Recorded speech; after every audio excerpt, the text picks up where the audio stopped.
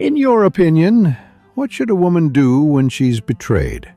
Should she quietly walk away, or should she secure her own justice with a clever plan? Was what Elena did right? San Diego, a city that wakes with a secret every morning, veiled in a fog that clings to the cliffs and hides the horizon. But that morning, as the damp chill seeped into my bones, the shroud over my own life finally lifted. That's when I learned I'd been living a lie for years, used and manipulated like a pawn on a chessboard I didn't even know I was playing. I had to go to the prestigious Cielo Azul Company's annual gala alone. My fiancé, Lucas Thorne, had made a last-minute excuse, his voice flat as he claimed he was just too exhausted. Victoria Thorne, his aunt and my esteemed business partner, had added, with a dismissive wave and that familiar thinly veiled condescension, "You don't have to come, Elena. You're already drawing far too much attention as it is." But something gnawed at me, a cold, metallic taste of unease. It felt as if the shadow of a dagger in my back had fallen upon me long before I even knew it was there, a premonition I couldn't shake. As the night wore on, the hum of forced pleasantries and clinking glasses did nothing to quell the unsettling itch beneath my skin. My discomfort grew into a gnawing suspicion. Driven by an impulse I couldn't ignore, I drifted away from the main ballroom and headed up to the exclusive VIP suites on the upper floor. The red carpets felt plush beneath my heels. The air grew thicker, cooler, just like the mist outside. The glass panels, designed for privacy, only offered a blurred, indistinct view of the city lights below. Everything felt so artificial, so perfectly staged. Then I saw it. The door to Suite 801 was slightly ajar. Faint whispers, then distinct bursts of laughter drifted out, familiar laughter. My blood ran cold, my heart pounded in my chest, a frantic drum against my ribs as I crept closer, holding my breath, every nerve tingling. In that agonizing moment, I saw it. An image seared into my mind, burning away every illusion I'd ever held. Victoria, her head thrown back in a laugh, wrapped sensuously around Lucas's neck, their bodies too close, too intimate. But it wasn't just a simple, illicit kiss, a fleeting moment of weakness. My eyes dropped to the heavy oak table beside them. Piled high were stacks of crisp, official-looking contracts, bulky folders of intricate money transfer documents, and yes, right there in the glaring light, a prominent folder with my name printed boldly on its tab. My entire career, my seemingly meteoric rise at Cielo Azul, my celebrated success in their high-profile media campaigns, the glittering future they'd so generously laid out for me, it was all a meticulously crafted deception. Every document bearing my name, every milestone I'd celebrated, was merely proof that I was nothing more than a puppet. My achievements weren't real, they were carefully engineered illusions designed to manipulate. I was just a pawn in their twisted, calculating game. A pawn, bought by the very people I trusted most, ruthlessly sold out by those closest to my heart. They didn't just deceive me. They didn't just betray my love. They bought my very existence, my life, piece by agonizing piece. They bought my soul, leaving me an empty shell. I wasn't just the victim of a personal betrayal. This wasn't just a clandestine affair. This was a far deeper, far dirtier conspiracy, intricately woven into the very fabric of the company I had poured my life into. Lucas and Victoria, with their predatory ambition, had masterfully used my public relations talent and my seemingly genuine, trustworthy image to spearhead their elaborate media campaigns. All the while, behind the glittering facade, they were skillfully siphoning off Cielo Azul shares, transferring vast sums of wealth and power into their own names. This grand scheme of corporate fraud had elevated me, yes, but only as a puppet, a figurehead whose unwitting popularity served to legitimize their illicit dealings. Every public appearance, every successful project I helmed, was merely a perfectly engineered smokescreen for their insatiable greed. I had nowhere to go. no one to turn to within that web of lies. I couldn't possibly bring this crushing shame, this soul-deep filth to my own family, to taint their lives with such a horrifying truth. The only name that surfaced through the haze of shock and despair was my childhood friend, Sophia Reyes. Sophia, a brilliant digital security expert, possessed a rare combination of cool-headed logic and an incredibly practical, resourceful mind. Her quick thinking and technical prowess were my only hope. With her unwavering help, I found refuge in a small, old motel room nestled deep within Rancho Santa Fe, a modest settlement north of San Diego. It was close enough to the city for our operations, yet secluded enough to be off the radar. We weren't truly safe there, not yet, but we were, crucially, invisible. Sophia's uncle, Dr. Marcos Ibanez, a distinguished retired psychiatrist, had a long history of consulting for Victoria's corporate inner circle.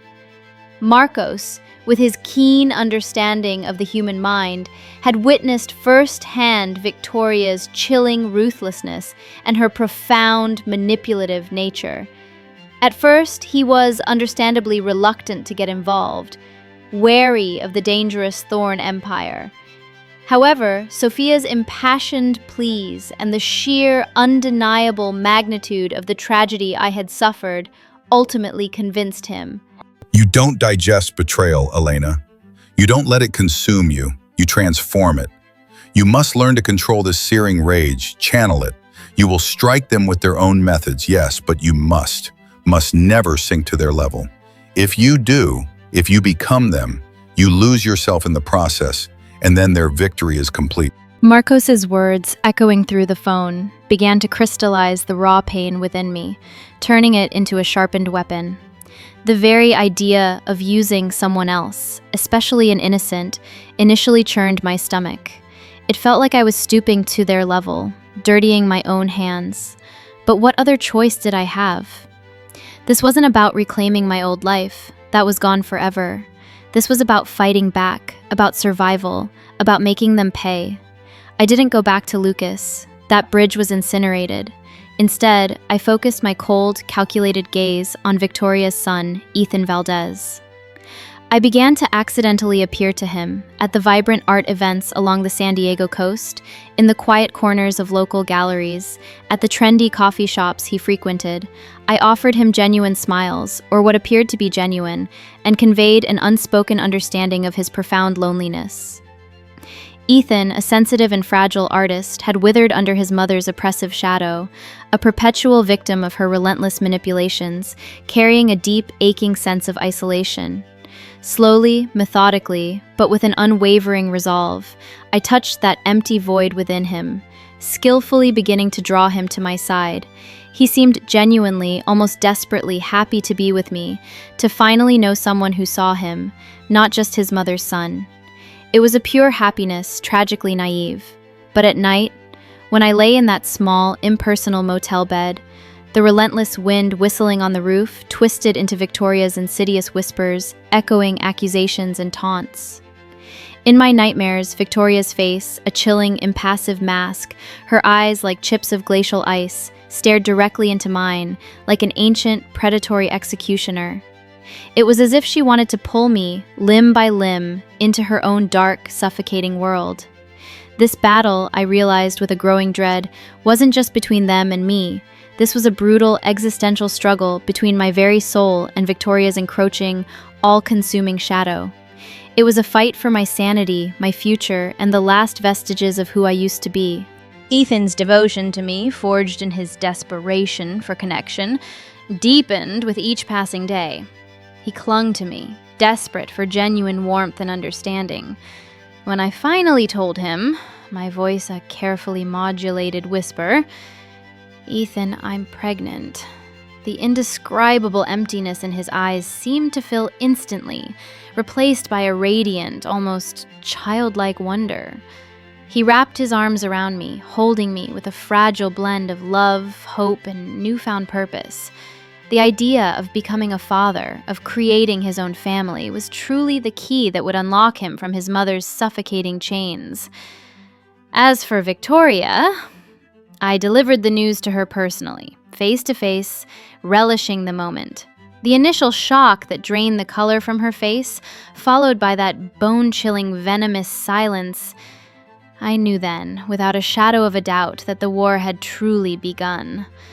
Victoria's insatiable need for control, her meticulously crafted life, would never, ever stomach this surprise.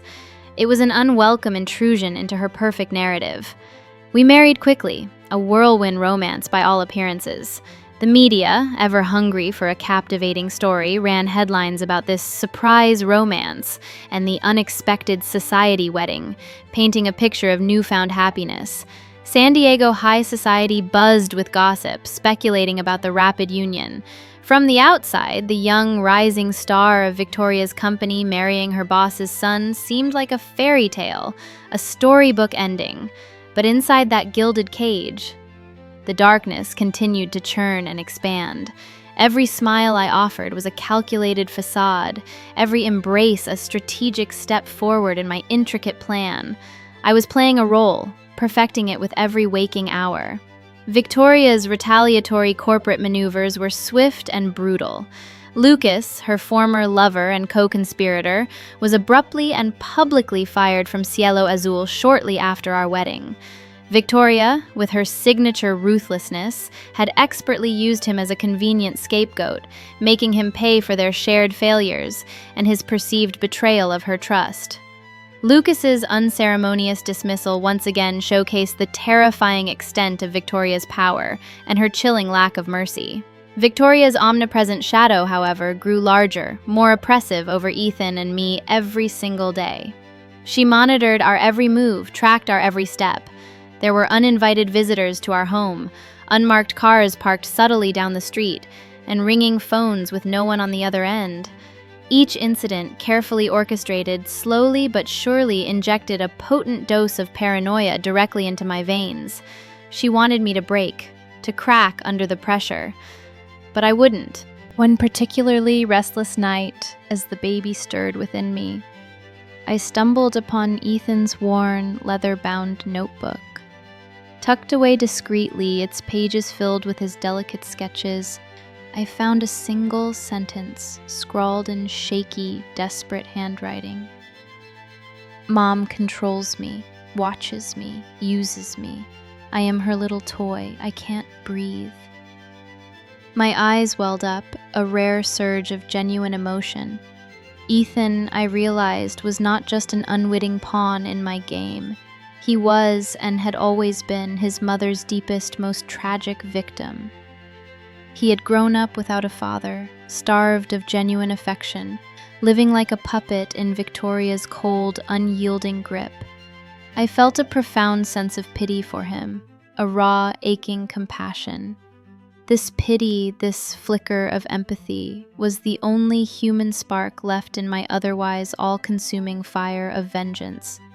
It was a dangerous, complicating emotion. The same week, a senior employee at Cielo Azul, the highly respected director of media relations, vanished without a trace. It wasn't just a resignation, it was a sudden, chilling disappearance.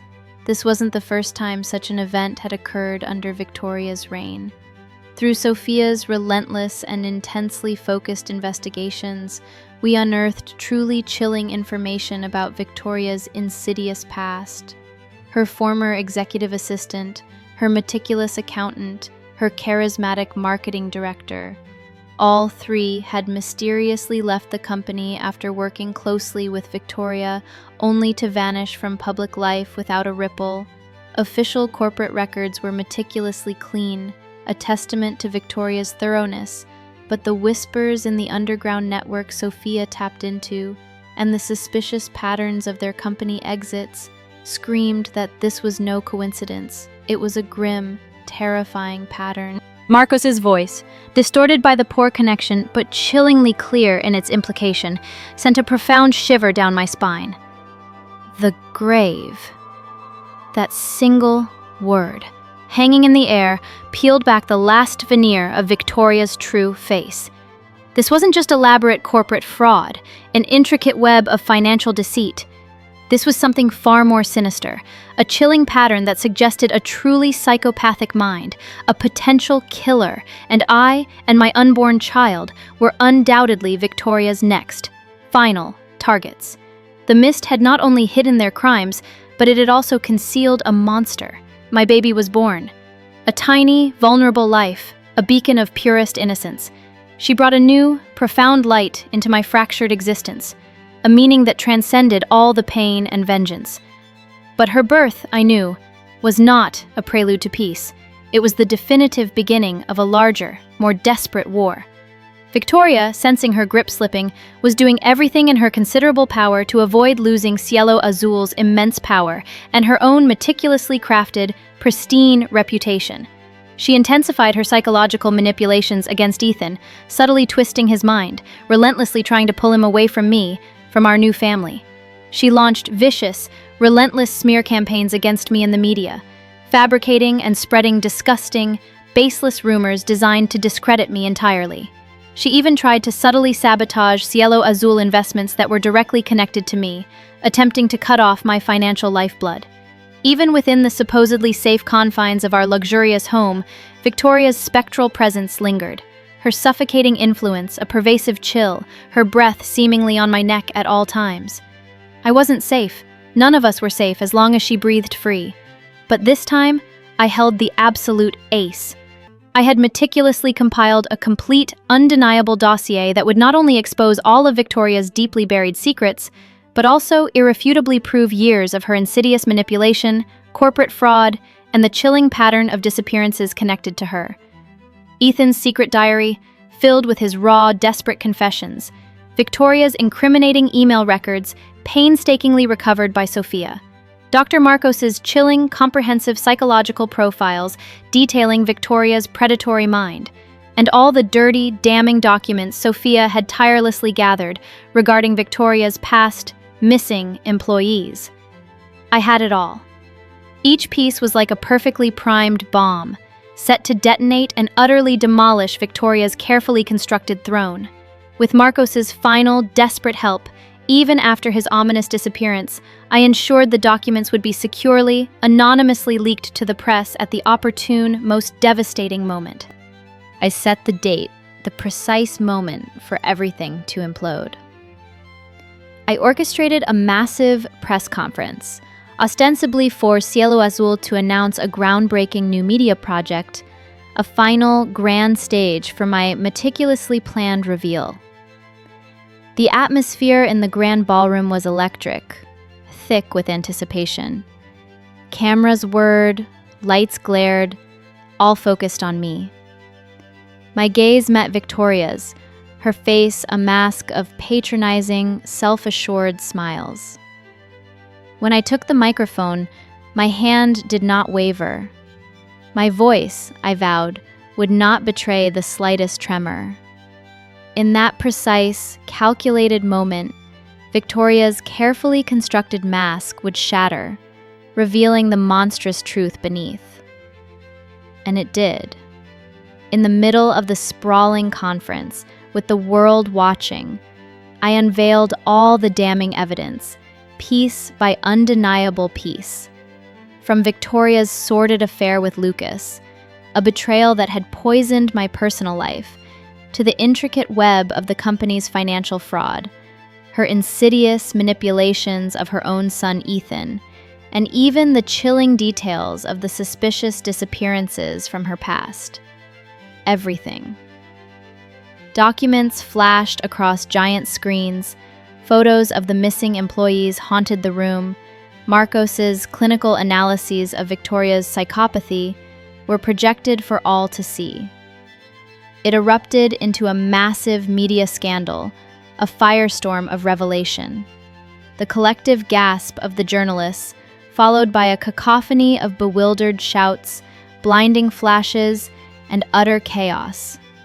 The initial shock on Victoria's face, a grotesque contortion of disbelief, quickly contorted into a primal shriek of pure, unadulterated rage. It was priceless, a moment I would cherish forever. In the deafening pandemonium that erupted, the authorities, already tipped off, swept in. Victoria was immediately taken into custody. She was led away, her face a terrifying blend of raw horror and blazing fury, cursing my name as she disappeared from sight. At last, I thought, justice was finally being served.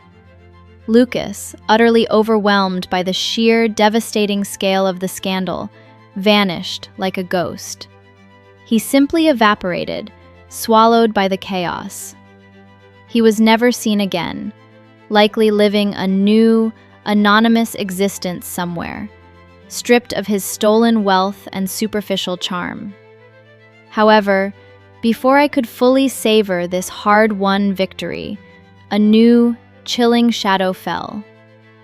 Dr. Marcos also unexpectedly disappeared. I didn't know what had happened to him.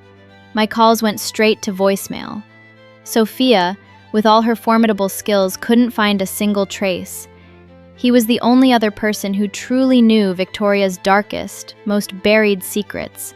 The true darkness has not yet been born. This was less a sign of my hard-won victory, and far more a chilling harbinger of a new, perhaps even grander war.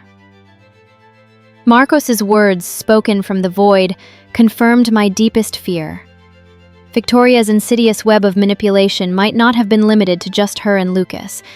Perhaps she was merely a component, a particularly vicious cog in a larger, more insidious structure, a shadowy organization far beyond my current comprehension. Maybe Victoria herself was just a highly effective pawn for someone even more powerful, more dangerous.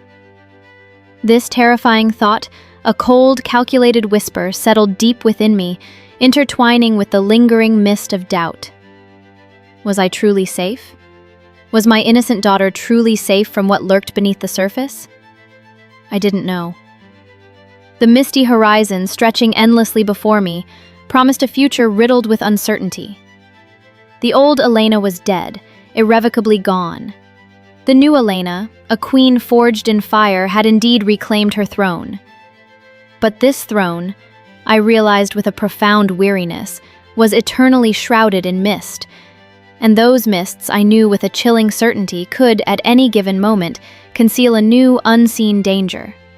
The battle for my soul, it seemed, was far from over.